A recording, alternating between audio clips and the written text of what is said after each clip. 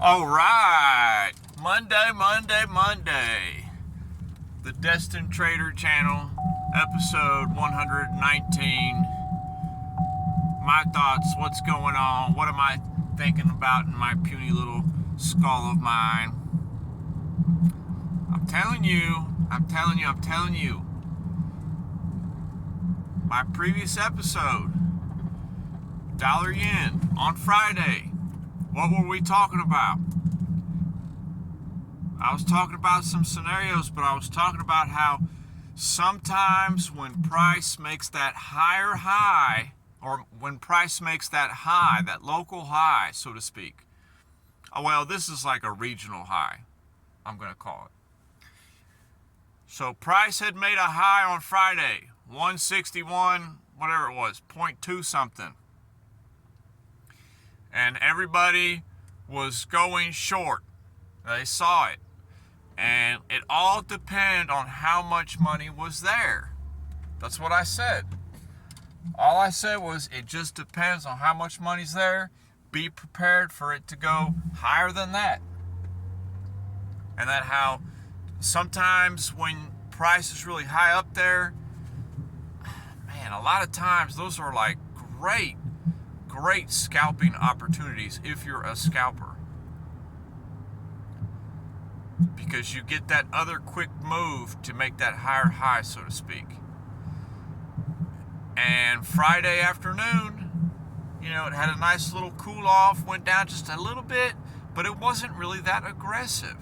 And I said that on Friday's video. I'm not saying I know it, I'm just saying it's funny how it worked out. The same thing we were talking about, how it worked out again today. That's the market. That's how it behaves over and over again. It has these same behaviors. And it just killed me when I finally logged in just now to see what happened. And sure enough, I haven't looked at it since Friday, and I just looked at it a little bit ago. Another high. New York Open at like 161.4. So it had taken all those people that had put their stop losses above Friday's high. So what does that mean for the people that were trying to short it?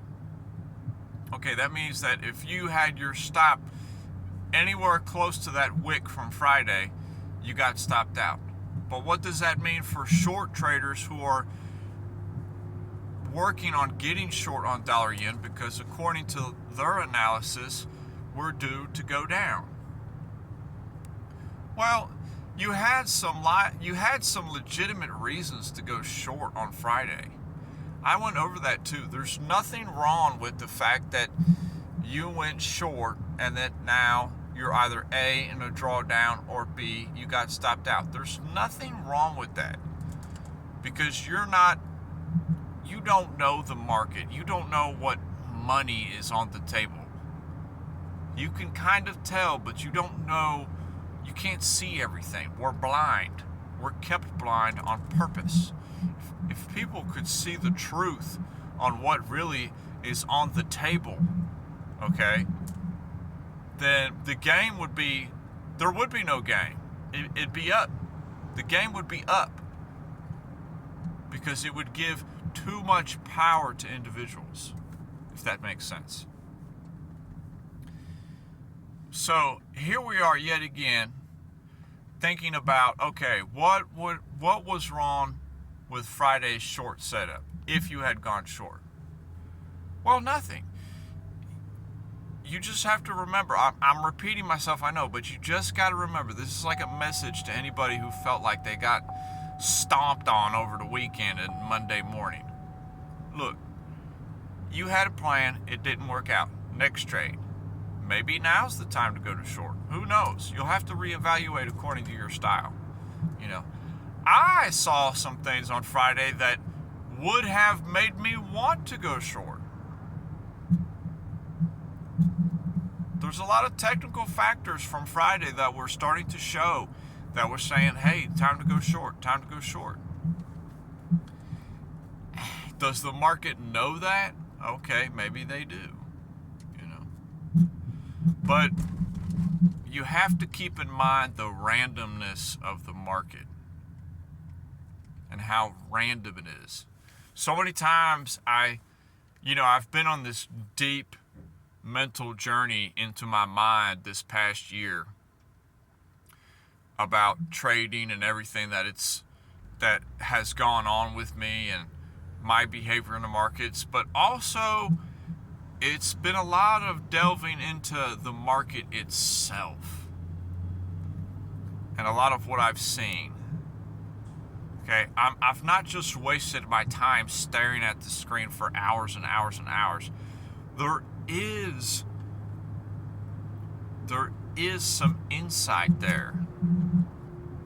I have gained some key knowledge personally. That's what's important. What's important is what you've gained personally for yourself.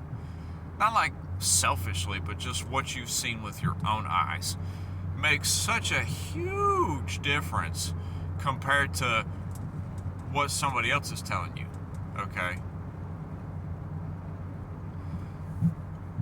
That is like key on whether you've seen it or not. So, I've seen it happen before. So I have an expectation of possible scenarios on how it could behave. And it behaved one scenario I had seen it happen before. It's no big deal. You know. It's hard to tell what's truly going on that particular trading pair, but man, it was just interesting to see that happen today.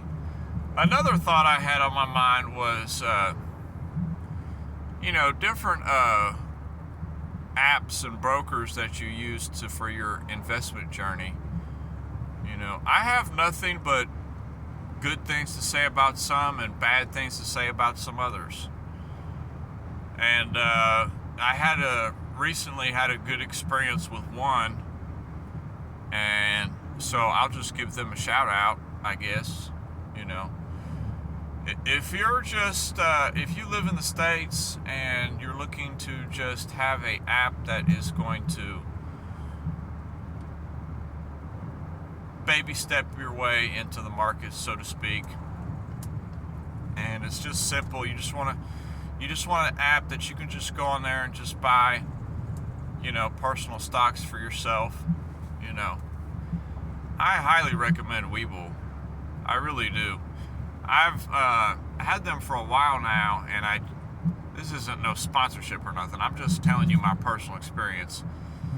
It's been a few times now where I've put money on there, and I've taken money off of there. And it has just been a smooth process. A lot of that has to do with who your bank is, I guess. But it's just smooth, very smooth. I had a little something on there recently. I said, I'm going to take this off, and I took it off, and it was like next day. That might not be the norm. The norm might be 2 or 3 days, but it was just nice just to see, bam, next day it's already back on from Webull onto my checking account. I was impressed. I'm not sure if that's the norm now, but it didn't used to be the norm for a lot of things. A lot of things, when you initiate a deposit on any particular broker, they'll take your money instantly. They get it out of your checking account like that. But when it comes time for a withdrawal and you're trying to take money off of them and put it back into your hands, it seems like, so now all of a sudden it takes some sweet time. If you know what I'm talking about, you know what I'm talking about. But it's beautiful to see that happen the next day. I was thoroughly impressed. So that's the only airtime they're going to get from me. But other than that, it was a good weekend. It's nice to get the week started back again. I have been getting much better. I'm not getting better. I am better. I'm the man at it now. Now, I used to procrastinate. I used to go against my own advice, Now I really focus on, okay, what's better for me? What's better for me is not being interested in the market at all over the weekend. I don't care. I don't care what happens. And that's hard at times. It's hard when you're coming up. It's hard not to be focused on it 24/7. The weekend is garbage for me now, because right now for me, primarily in what I do, I am generally just riding big movements. I'm just like a fly in the wind that just catches the breeze going by, and I get pulled forward a little bit, or I get pulled this way a little bit. That's it. That's all I am. I am but a bug in the markets, annoying them to death. And on the weekends, there's nothing moving.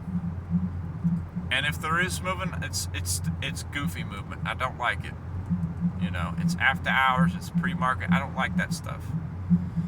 Personally, I just prefer myself when the market's open. Sunday, where I live at, Sunday about 5 p.m. Okay, some of the markets are opening. Okay, I can get in. I can start working on my game plan, looking at things. But from Friday afternoon till Sunday evening, I don't care. It doesn't bother me one bit. Who gives a damn? Honestly, And it depends a lot on what you are trading too.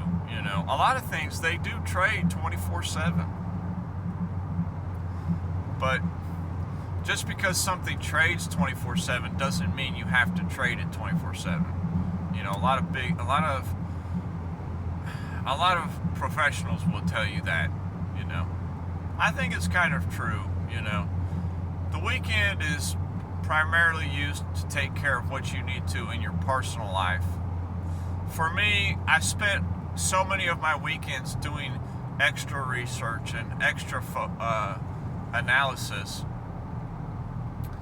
And I might still go a little bit into some research on the weekend when times arise. But when you have a family, this isn't like me saying, oh, I'm a weak sissy, I'm not getting in the market all the time. No, I'm working on prioritizing my life. So my weekend, I need to set that time aside for focusing on the kids and myself, on rest and preparation. And then during the week, I'm going to hit it hard. I'm going to hit the work hard. I'm going to hit my channel hard. I'm going to hit my trading hard. All of it. It's getting hit hard. Anything and everything. I'm blowing it up during the week. Because that's the only way. The only way is to just give it your all at every moment you can. And that's why I make my videos in the car. People might think that's so bullshit and, annoying, but I'm utilizing the time that I have. I don't listen to music. I don't listen to too much other stuff as much as I used to. What time do I possibly have that I could actually be making YouTube videos? The time that I'm in my car. That seems so like, oh, well, he's only making time for us because it's in the car. No, this is the time I've set aside for the channel. Because I promise you, when I'm not in this vehicle, I am working, making other people rich and me getting by, or I am with the children. I mean, that's pretty much it. So it's not a dog on it how I feel about anybody or anyone. It's just how I am utilizing my time as best as I can at this moment, if that makes sense. And trying to tweak out making a live. my living situation, it has a little bit to do with the live streams, you know. It's like I have to kick everybody out of the apartment to be able to do a live stream. But, you know, I've done it before. I'll do it again if I really feel like I need to. But I've been working a lot of evenings, and it's not quite as feasible to do live streams. But you never know, you know. I'd love to go over a couple of things online. I love doing it. I love just talking about price and how it works and how it's worked for me and how I see it. And it makes me, it gives me a sense of fulfillment in a way too. But I'm rambling. Back on the subject, don't dismiss your short trade. You could still be in play. It could have just wicked up to make a higher high. Just take out a little bit more money on the dollar yen. You never know. You can only use what you've seen before and go with that. And I love everybody. Peace.